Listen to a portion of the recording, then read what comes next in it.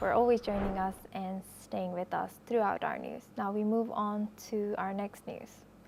Wildfires continue to ravage southern Europe, with Spain receiving 2 EU-sent firefighting plans after activating the bloc's disaster assistance mechanism for the first time. The country has recorded 3 fire-related deaths and evacuated thousands as temperatures hit 44 degrees and winds raise fears of further spread. Police have arrested 10 people for arson since June. In neighboring Portugal, 4 major blazes have burned over almost 14,000 hectares, prompting an extended state of alert. Greece is also facing its 3rd day of wildfires, with almost 95 injured and 10,000 hectares lost. While Albania and Turkey report injured crews, scientists warn climate change is making such heat waves hotter, longer, and more frequent. Let's listen into what the locals had to say. Empezó a haber una columna de humo que, bueno, pensamos que iba a desaparecer en breve, por así decirlo, pero como había otro incendio en la zona del Cubo de Benavente, en Molezuelas, pues no había medios. Bueno, Galicia también está ardiendo, bueno, media España está ardiendo. Entonces, como en España y en las zonas rurales no hay medios, pues entonces estamos, pues eso, abandonados. Hace 3 años, el que consideran el gran incendio con 60 y pico mil hectáreas quemadas, en realidad fueron 2, con un mes de diferencia. Y no aprendimos del primero. En el mismo año, el segundo, un mes de diferencia, donde hay fallecidos, hubo fallecidos, 4 fallecidos. Y volvemos 3 años después con otro gran incendio en la misma zona, donde lo poco que quedó sin quemar se abrasó.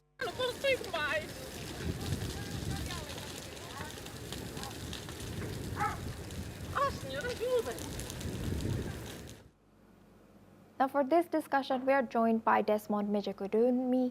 He's an environmentalist, joins us live from Lagos.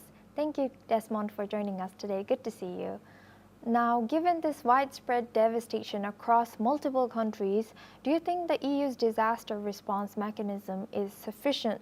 Also, how can local communities better prepare for future fire seasons? Yes, well, our hearts really go out to the people who are getting inundated with these fires. The reality is that this particular fire is the most severe that they've had in this region, yes, and the heat that is there is also some of the most severe heat that's ever been there. And we have been warned about this. So, it's a harsher reality. And I would even go into a metaphysical sort of explanation of it, which I think the Indian philosophy could add to this, because this is the reality of action begetting reaction. That is, nature is fighting back. In other words, it's like a karmic reaction to what we have done to the environment. Pumping millions and millions of tons of heat-trapping gases, it makes the earth hotter. If the earth gets hotter, you're gonna have more evaporation. And guess what? If you have more evaporation, you're gonna have very, very heavy rain in some areas, but other areas will be totally deprived of rain at all. And this is what's going on in Europe, even in America. In the Arizona desert, they had a fire that was sparked off on the 4th of July. It's still burning till today, and it's only 52% controlled. So the reality is that we need to come to terms with what we are doing to nature, because nature will always give it back. She is locked into what we can call it almost instant karma. And definitely the European Union are trying, all kudos to them, but they're gonna have to try a lot harder, because the heat isn't just gonna go away automatically, it's gonna get worse.